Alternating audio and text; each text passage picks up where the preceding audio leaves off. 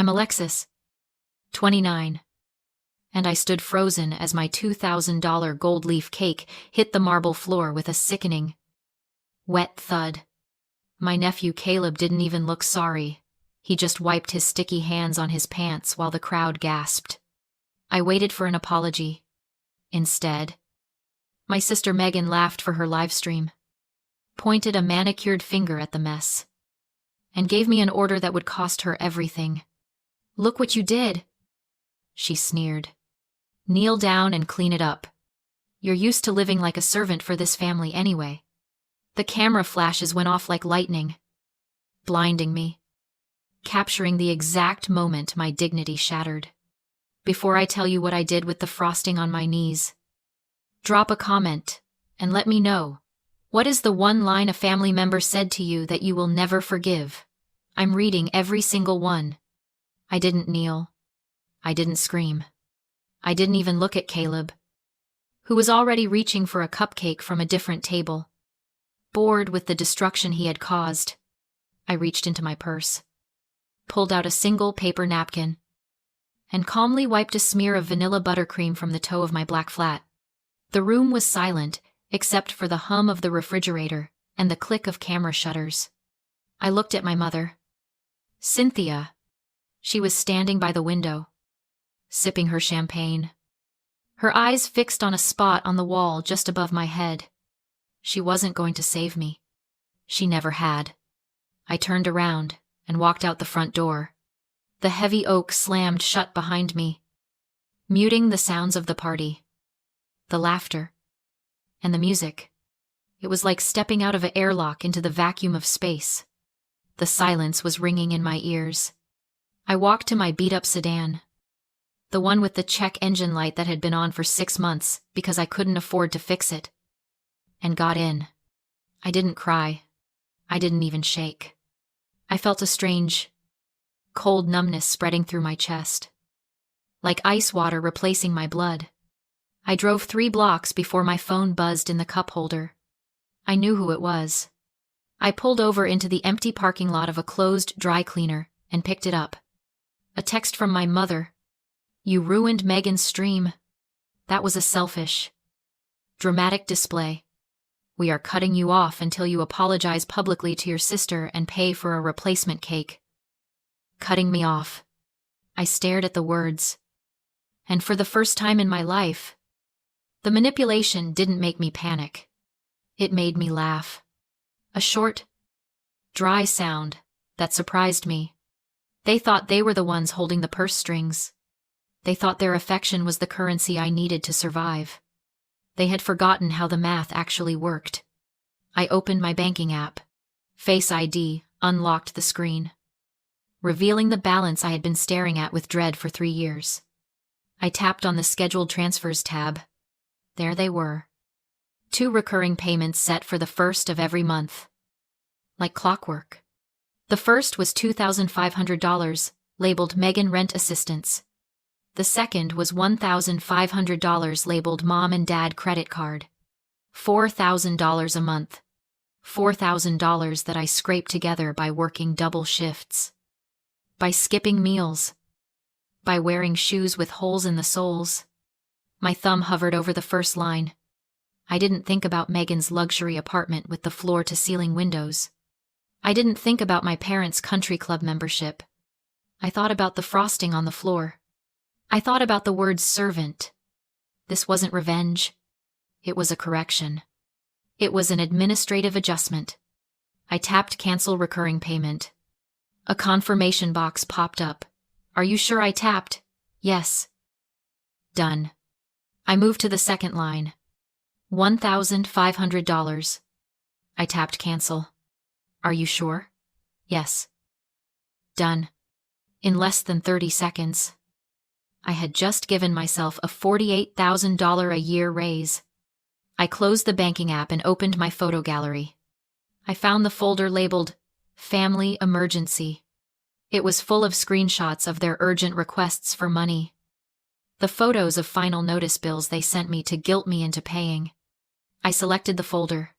I hit delete. I put the phone back in the cup holder and merged back into traffic. The drive back to my apartment was quiet. When I unlocked my front door, the air inside was stale, but it was mine. I sat down on my second-hand couch and listened. There was no yelling. There were no demands. The silence wasn't lonely. It was the first deep breath of freedom I had taken in 3 years. I slept that night without dreaming, and for the first time, I didn't wake up worried about someone else's bills. I pulled up the calculator on my phone that night. Sitting in the dark of my kitchen, with a glass of cheap wine, I needed to see the numbers in black and white. I needed to see the price tag on my own exploitation. 3 years ago, my parents had sat me down at their mahogany dining table, tears in their eyes, and told me they were bankrupt. We lost everything in the crash. My dad had said, his voice breaking, "We have nothing left." They said they needed help just to keep the lights on. They said Megan needed support to launch her career, that her image was the only asset the family had left. "You're the strong one, Alexis," my mom had said, gripping my hand. "You're the only one who can save us." So I did. I took extra shifts at the bakery, coming home with flour in my hair and my feet aching so bad I could barely walk. I moved into a studio apartment the size of a closet to save rent. I stopped buying new clothes. I stopped going out. I sent them everything I had, $2,500 for Megan's business expenses, which I now knew was rent for a luxury apartment she claimed was a brand partnership, $1,500 for my parents' essential bills, which I assumed meant electricity and water. Not country club dues. $140,000. That was the number. $140,000 stolen from my life to fund theirs. I stared at the glowing screen of my phone. Why? Why did I do it for so long? Why didn't I stop the first time? Megan posted a picture of a new designer bag while I was eating instant noodles. It wasn't because I was stupid. I knew that now. It was the hope. It was the desperate, pathetic hope that if I just gave enough, if I sacrificed enough, they would finally see me. They would finally love me as much as they loved Megan. It was the sunk cost fallacy of the heart. I had invested so much pain, so much money, so much of myself into this family that walking away felt like admitting it was all for nothing. I was terrified to close the account because it meant accepting that the investment was a total loss, that there was no return coming, that the love I was paying for didn't exist. But sitting there in the dark, with the memory of the cake on the floor and the command to kneel still burning in my mind, I realized something. The cost of staying was higher than the cost of leaving. I wasn't investing. I was being bled dry. And the only way to stop the bleeding was to cut the vein. I closed the calculator. I didn't feel lighter yet. I just felt empty. But for the first time, the emptiness felt like space. Space for me. The first of the month arrived like a reckoning. The payments bounced. It was 9:00 a.m. when my phone started vibrating. And it didn't stop. It danced across the metal prep table at work. A frantic, buzzing insect demanding attention. I ignored it. I was tempering chocolate, and chocolate demands patience. Unlike my family. By lunch, the voicemail icon was full. I sat in my car and scrolled through the transcripts, reading the carnage instead of listening to it. "Megan, my landlord just called.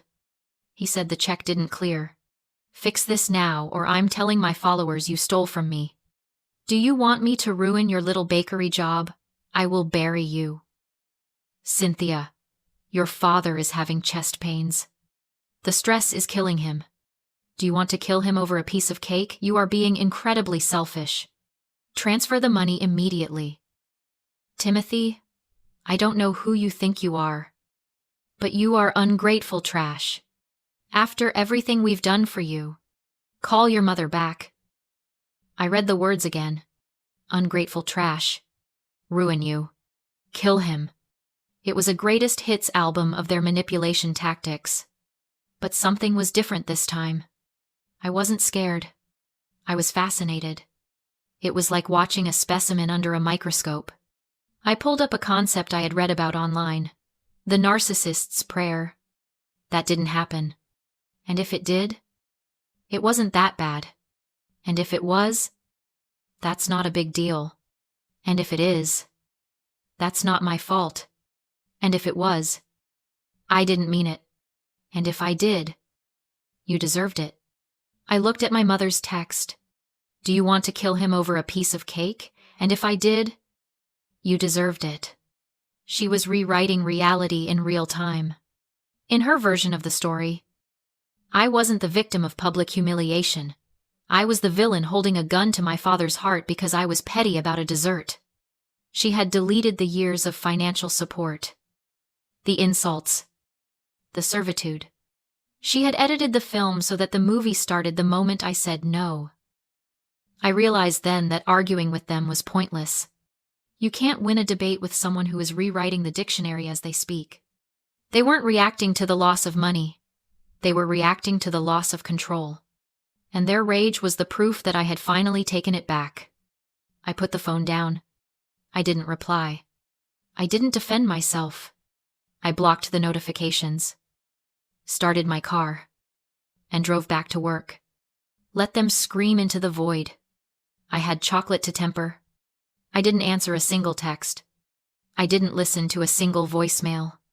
Instead, I drove to the one place where numbers didn't lie, the office of Mark Henderson, forensic accountant. I knew Mark from culinary school.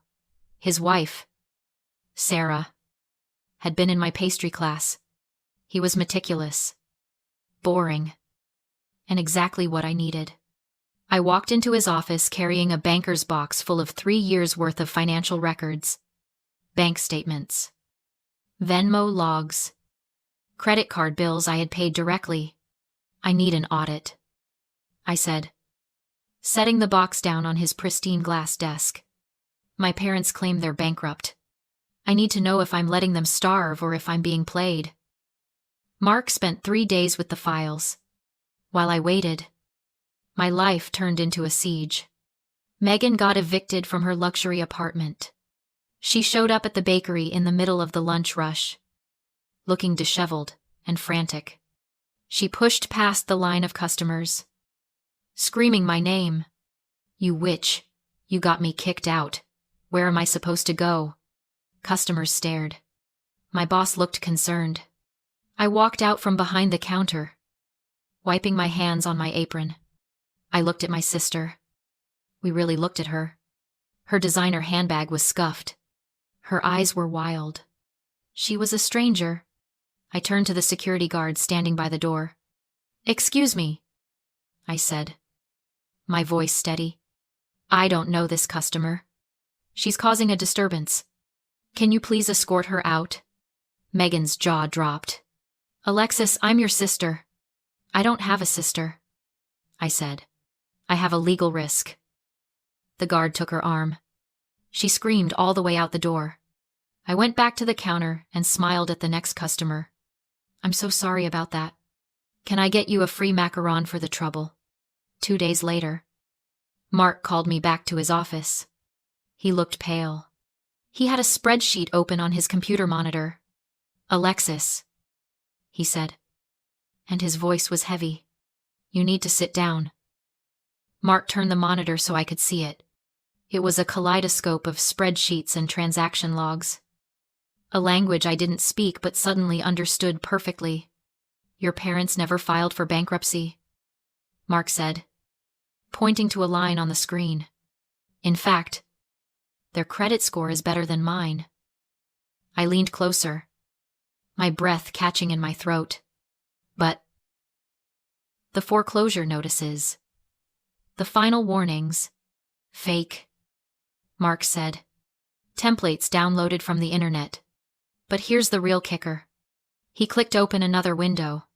The money you sent didn't go to any creditors. It was funneled directly into a living trust.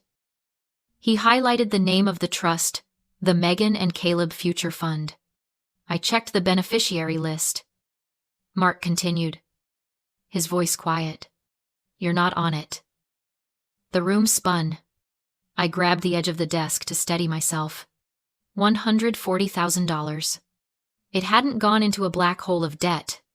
It hadn't gone to save my childhood home. It had gone into a vault for the golden child. They had watched me starve. Watched me work until my hands bled. Watched me live in a shoebox. All so they could build a nest egg for the sister who treated me like dirt. It's wire fraud, Mark said. It's embezzlement. It's theft by deception. And it's all documented. He printed out a thick stack of papers. The printer's rhythm was a drumbeat of war. He handed me the stack. Still warm. This is everything. The fake bankruptcy filings. The transfer logs. The trust documents. You have enough here to put them away for a long time. I took the papers. They felt heavy. Like a weapon. Thank you, Mark, I whispered. What are you going to do? He asked. I looked at the name on the trust document one last time. The Megan and Caleb Future Fund. I'm going to make a withdrawal. The first of the month arrived like a reckoning. It was raining in sheets. The kind of rain that drowns out conversations and makes the world feel small and dangerous. At 7:00 p.m. My phone buzzed. The Ring doorbell notification. I opened the app. They were there. Megan and Cynthia. Standing on my small concrete porch. Drenched. Megan was pounding on the door with her fist. Her mascara running down her cheeks in black rivulets. Cynthia was screaming something. Her mouth contorted. But the wind snatched the words away. This was it. The extinction burst. In behavioral psychology, it's the phenomenon where a behavior gets worse before it stops. When you stop feeding a rat pellets for pressing a lever, it doesn't just walk away. It presses the lever harder, faster, frantically. It attacks the lever. My family was attacking the lever. I watched them on the screen. Safe behind 2 inches of solid oak and a deadbolt. Megan kicked the door. Open up, I know you're in there. You think you can just steal my future. You think you can just walk away. I didn't feel fear. I felt a strange, detached pity. They looked so small on the screen.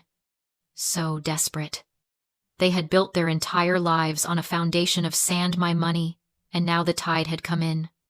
I picked up the manila envelope from the kitchen counter. It contained the forensic accountant's report. The transfer logs showing the flow of money from my account to the Megan and Caleb Future Fund. And a draft of the wire fraud complaint I had prepared with a lawyer. I walked to the door. My hand hovered over the lock. The pounding stopped as they heard the click of the deadbolt. I opened the door just enough to see them. Keeping the chain on. The smell of rain and expensive perfume hit me. Megan lunged forward. Her face, a mask of rage. You little witch. You. Stop, I said. My voice was quiet, but it cut through the rain like a knife.